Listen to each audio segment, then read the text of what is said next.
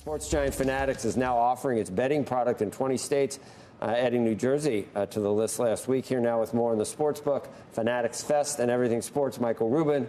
We were talking about one Fanatics. And only Michael Rubin. Come on. You haven't been here in a year? I've missed you guys. That's weird. But I feel like he's been here the whole time because he's been doing all. We're talking about all the stuff that Fanatics is doing constantly. I know. And the first thing I always like to talk about is, have you done a round lately?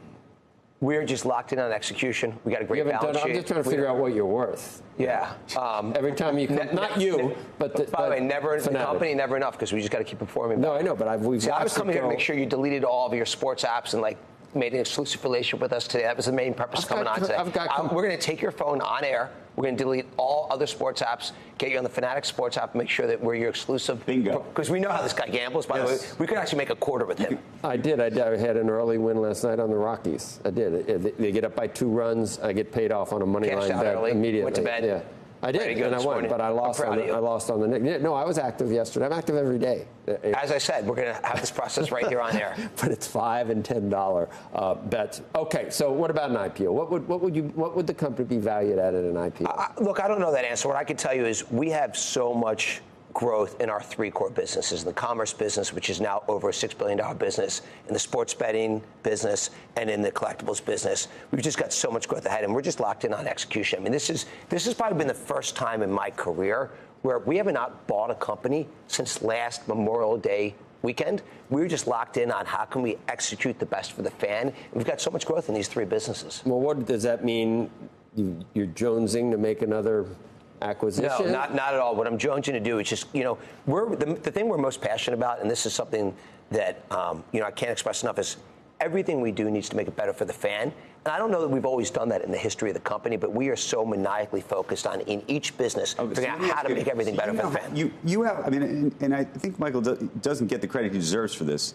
He has now figured out, he's got these 3 buckets, but also he's got virtually every league effectively in business with you, which is sort of an amazing thing, given the fact that most of these leagues historically have never wanted to work with the same people. It's kind of a remarkable situation. My question for you, though, is long term, when you think about the 3 buckets of the business, what does the pie look like in terms of the size and scale of each of those businesses, both from a revenue perspective, but maybe more importantly from a profit perspective? I could see the gambling business, that's an asset-light business, arguably, that could become huge in some ways, but then you got, obviously, the clothing business is a whole other. Yeah, so I think 2 of the businesses, we know the answer. Right. 1, we have no idea. Okay. So in the commerce business, which is everything we do, around apparel, hard goods, that's, kind of where we started. That business today is well over $6 billion in revenue. And I think, we like to think within the next decade, that'll be at least a $15 billion business and should be, call it a 15% long-term earners, so call it $2 billion-ish in profits. The collectibles business, when all the rights kick in that we've won, which will happen within the next 2 years, that'll be a $3 billion business today, if you look at a pro forma for the rights kicking in, and more than a $5 billion business. And I think that's probably, long-term, probably a $2 billion profit business. So those 2 businesses are pretty well known. What we don't know is what sports betting will look like. And I love that. People say to us all the time, like, hey, you have no chance. You have FanDuel and DraftKings who have 80% of the market.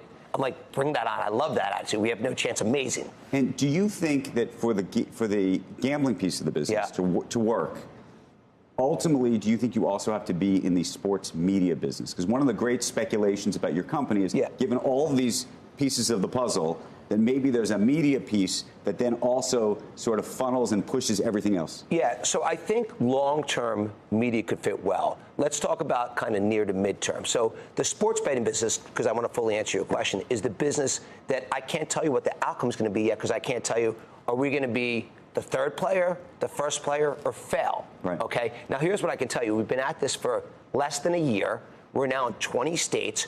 We have a product that consumers love. Okay, and they didn't love it when we launched because it was in beta, and it gets better every day. So if you use the Fanatics Sportsbook today, what you're going to see is, once you go through that couple-day transition, because you've gone from one product to another, people really, really love the product. It is a top product today, and it gets better every day. It's one of the benefits to being smaller is you can innovate more quickly. How connected are all of the businesses? By the way, I want you to start doing betting on unboxing. Yeah.